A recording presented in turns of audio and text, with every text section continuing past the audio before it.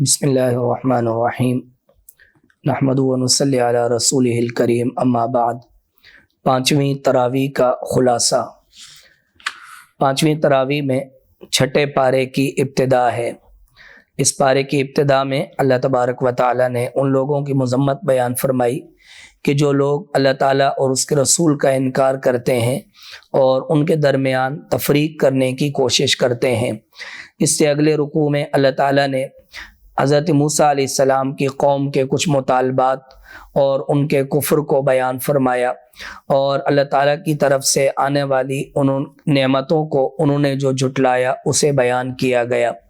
اس کے بعد اللہ رب العزت نے یہودیوں کی بعض بری صفات کو بیان فرمایا: وعدہ خلافی کرنا، اللہ تعالیٰ کی آیات کا انکار کرنا، انبیاء علیہ السلام کو شہید کرنا، حضرت مریم علیہ السلام پر الزام لگانا اور اپنے گمان کے مطابق حضرت عیسیٰ علیہ السلام کو شہید کر دینا، اور سود کھانا، لوگوں کا مال ناحق طریقے سے کھانا۔ اس بات کو اللہ رب العزت نے بیان فرمایا۔ اس کے بعد چند انبیاء علیہ السلام برگزیدہ ہستیوں کا تذکرہ ہے، اور نبی علیہ السلام پر ایمان لانے کا حکم دیا گیا اور ان کی حقانیت کو تسلیم کرنے کا حکم دیا گیا۔ اس کے بعد اللہ تعالیٰ نے اہل کتاب کو دین میں غلو کرنے سے منع فرمایا اور انہیں اس بات کا پابند کیا کہ وہ حضرت عیسیٰ علیہ السلام کو اللہ تعالیٰ کا بیٹا کہنے سے باز آ جائیں۔ اگلے رکوع میں اللہ رب العزت نے دوبارہ اہل ایمان کی فضیلت اور ان کے اجر کو بیان فرمایا، اور نہ ماننے والوں کے عذاب کا تذکرہ ہوا، رسول پر ایمان لانے کا حکم دیا گیا، اور آخر میں اللہ رب العزت نے دوبارہ میراث کے مسئلے کو بیان فرمایا کہ جس شخص کی کوئی اولاد نہ ہو، اس کا کوئی وارث نہ ہو، یا وہ خود کسی کا وارث نہ ہو تو اسے کتنا حصہ دیا جائے گا، اس کی وراثت کو بیان فرمایا۔ اسی طرح ایک لڑکے کو 2 لڑکیوں کے برابر حصہ دیا جائے گا، اس بات کو بیان کیا گیا۔ اس کے بعد آگے سورۃ المائدہ ہے۔ مائدہ کے معنی دسترخوان کے ہیں۔ اس سورت کے آخر میں ایک واقعہ مذکور ہے۔ حضرت عیسیٰ علیہ السلام کے ساتھیوں نے آسمان سے دسترخوان نازل کرنے کا مطالبہ کیا، جس پر اللہ رب العزت نے ان کے لیے ایک دسترخوان نازل فرمایا۔ اسی کی مناسبت سے اس سورت کا نام سورۃ المائدہ ہے۔ اس سورت کی ابتدا میں اللہ رب العزت نے وعدہ پورا کرنے کا حکم فرمایا، اور حلال ہو جانے کے بعد یعنی احرام کھولنے کے بعد شکار کے حلال ہونے کا حکم فرمایا۔ اس کے ساتھ ساتھ عدل اور انصاف کرنے کا حکم فرمایا۔ اللہ کی طرف سے حرام کردہ چیزیں،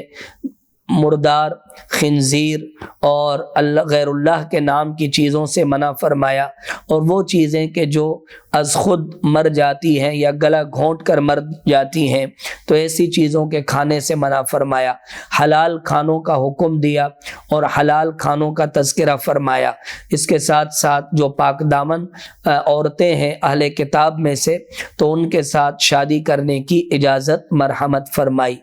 اس کے بعد اگلے رکوع میں اللہ رب العزت نے وضو کا طریقہ بیان فرمایا اور وضو کے فرائض بیان فرمائے، اور اگر پانی نہ ملے تو تیمم کرنے کا طریقہ بیان فرمایا۔ اس کے ساتھ ساتھ جو لوگ کسی کی دشمنی میں حد سے گزرتے ہیں تو انہیں منع کیا گیا اور حکم دیا گیا کہ کسی کی دشمنی میں بھی عدل و انصاف کے دامن کو نہ چھوڑا جائے۔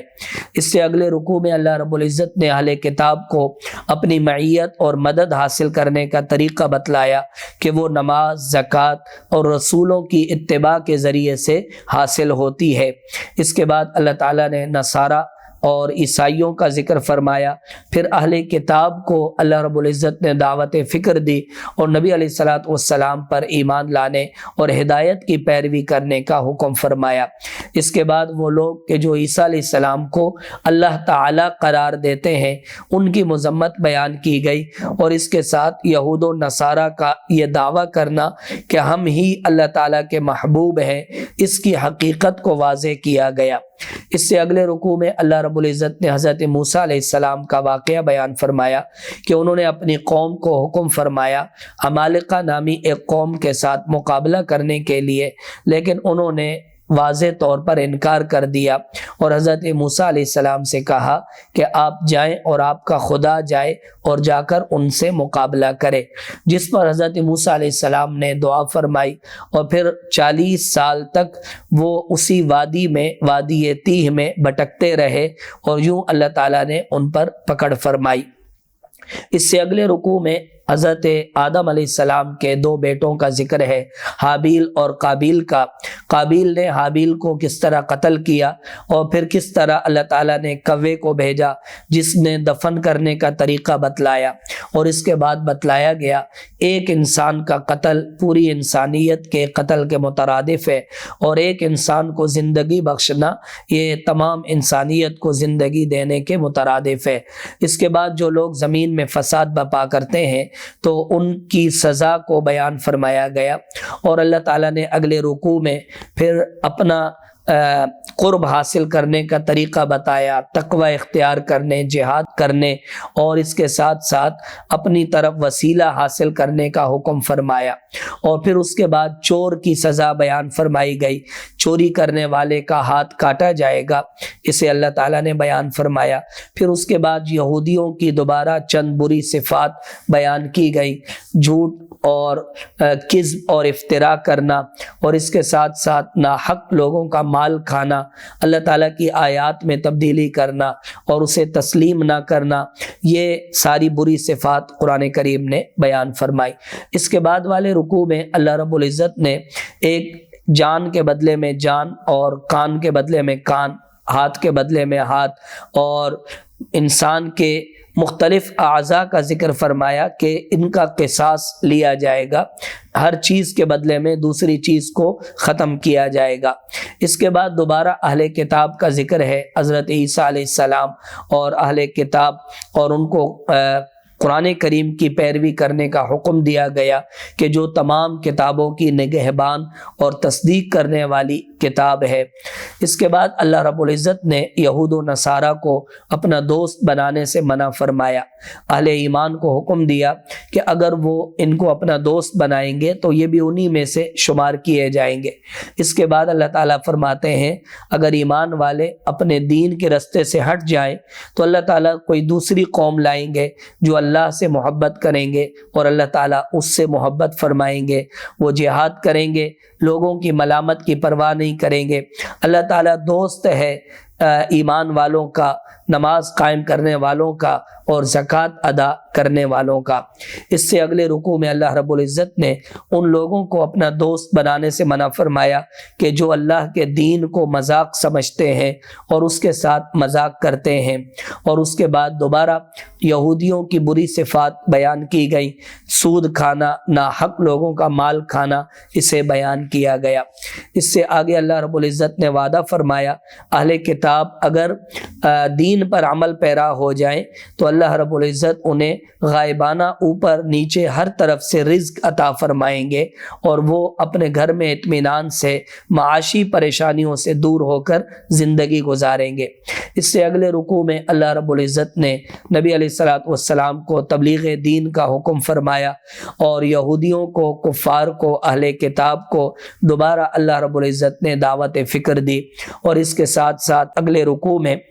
اللہ رب العزت نے ان لوگوں کی مذمت بیان فرمائی جو حضرت عیسیٰ علیہ السلام کو اللہ تعالیٰ کا شریک ٹھہراتے ہیں، بیٹا قرار دیتے ہیں، یا 3 میں سے ایک کو خدا قرار دیتے ہیں، یعنی عقیدہ تثلیث، اس کی مذمت بیان فرمائی گئی اور اس کا رد کیا گیا۔ حضرت مریم علیہ السلام کی پاک دامنی کو بیان کیا گیا، اور اس کے بعد آخر میں اللہ رب العزت نے ان عیسائیوں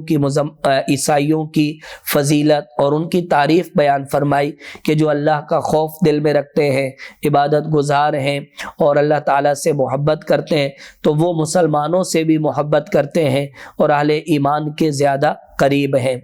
اس کے بعد 7واں پارہ ہے، اور اس کے شروع میں اللہ رب العزت نے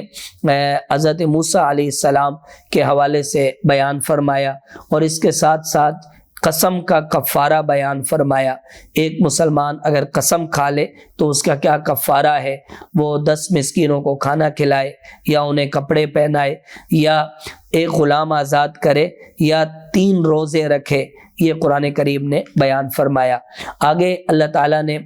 شراب، جوا